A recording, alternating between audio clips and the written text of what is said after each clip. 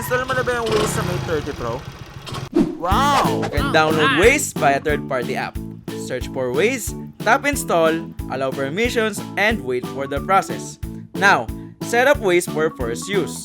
Allow location access, accept, and na, biyahe na. Be prepared, drive with Waze. The first 5G phone in the Philippines is now available. Huawei Mate 30 Pro. Link in the description.